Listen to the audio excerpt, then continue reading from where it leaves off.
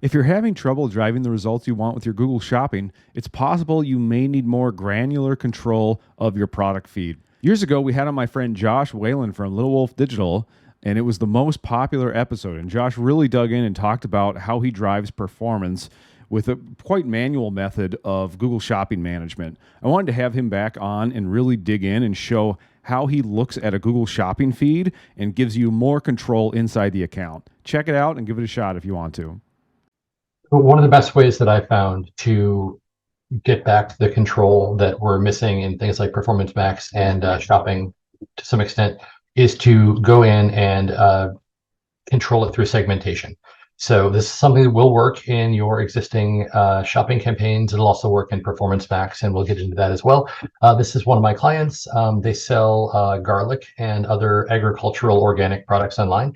They have a number of main categories like fall planting, spring planting, eating garlic, seasonal, and garden supplies.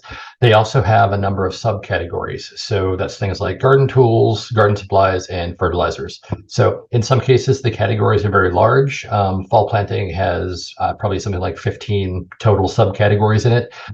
Google would allow you to either manage the entire thing in one large campaign if you wanted to, but it also does allow you to break it down into sub campaigns as well. And we'll get into that in just a second. So the first thing you need to do is for a site like this, your first place to start is going to be your feed. So they use WooCommerce. I believe in this case, they are using Product Feed Pro. And what you want to do is make sure that all of your labeling is where it needs to be and that all your attributes exist in the feed. So to start out here, I go to field mapping.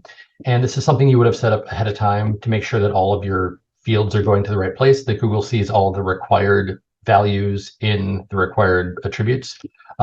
So what I'm looking for specifically is product type. So this is what I've added in. And in this case, what product type equals to is category path. So in WooCommerce, what it's doing is it's grabbing the main category, and then it also spits out the subcategory as well for each one of my products. And that's set up because of the feed. So it just pulls that in automatically. And then once that generates the feed, what will happen is it creates this attribute. So the product type now exists here, and it's under garden supplies as the main category, and then fertilizers as the subcategory. So you can either set this up as just the garden supplies catch-all campaign, or this also allows you to segment that even further down into fertilizers as a subcategory of garden supplies. So the reason you'd want to do that is you'd go into your Google account, and normally what you'd see is a number of campaigns here, and you have a couple of different organizational options for the campaigns. You can either have one asset group for the campaign. The campaigns set your daily budget. It also sets things like your ROAS targets. So generally, if you want to manage fewer of them, it's easier to just kind of make larger campaigns and have more things in them. But if you want to spend a bit more time on it and get better performance out of it, what you want to do is split these asset groups into individual, individual campaigns into individual asset groups. And then you have your garden tools, for example, your garden supplies, and then you have your fertilizers as well. And then each one of those has its own separate assets. It has its own separate images. It has its own separate, copy for ads, that sort of thing. But most importantly, it has its own separate listing groups. So the garden tools, for example, will have its own listing group. And in this case, it only contains garden tools.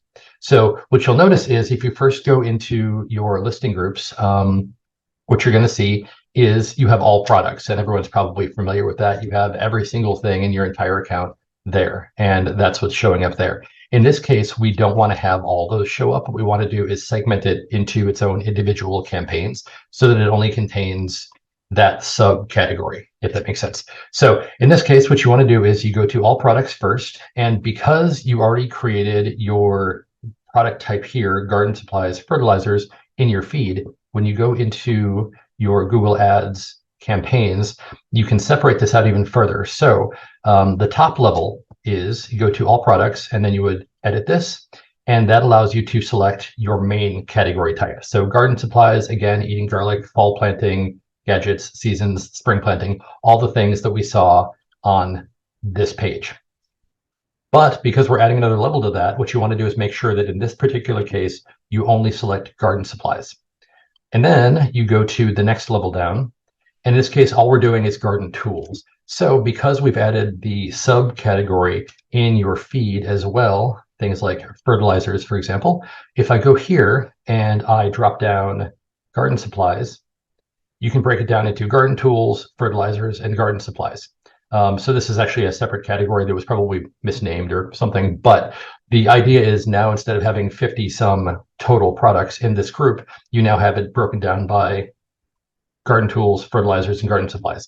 And then one other thing I like to do is set up a feed rule in Merchant Center that changes the product listing that you have. It adds a custom value to it. So you can add, I believe it's 1,000 values per your custom label field. And that's custom label 0, 1, 2, 3, and 4. And what that does is it allows you to individually name each one of the products that you have here. And that's nice to do because if you have particular products that aren't selling for whatever reason, or just are spending too much money, all you need to do is turn those off. And then in that case, you know exactly what they are, you know exactly what they're spending and everything else, and it's inside of this individual campaign. So this allows you to control the budget inside of this campaign. It also allows you to control your conversion rates. I'm sorry, I should say your return on ad spend. And it also allows you to control exactly which products are live within that campaign. So it takes a bit more work, but I think it's worth doing. If for nothing else, it gives you exactly the idea of how many impressions are going to each one of your products. If you have different product sizes, for example, some of the larger ones or smaller ones might get more attention. Sometimes the price per item or whatever is larger or smaller, and that might control the bid. And because this is automated, what you want to do is be able to turn that off if it's wasting a bunch of money, or if it turns out it's a great performer and you're getting a lot of sales from it, you might actually want to split out your top performers into their own campaign, or you might want to split out individual products into their own campaigns as well. So again, to go through and do that, you got to start with your feed, obviously, to make sure that you have all the right information in it. Once you know that the information is in your feed, you want to make sure that it's including attributes like this. For example, this will be your main category. This is your subcategory. Once you have your feed created and it's plugged into Merchant Center, you need to go back over to Merchant Center, go over to feeds here, and go to that. And then you put in your feed rules. So in this case, what I did for feed rules was I said anything that equals spring planting or these conditions. So any of these other categories, for example, spring planting, seasonings, eating garlic, and garden tools, what I wanted to do is change the custom label 1 to whatever the title happens to be. And then what that will do is it allows us to change this custom label here to the same thing as your product name. So it's kind of a shortcut to make sure that these are all individually segmented into whichever area you want them to be. One thing to keep in mind with this as well is you want to make sure that you're not accidentally including things that shouldn't be there. So when you initially create this campaign in this listing group, what you want to do is make sure that you say everything else in all products, you want to make sure it's excluded. And that's got to be excluded on every level. So you have your all products, everything else, which is excluded. You will also have your garden supplies, everything else, and that's got to be excluded.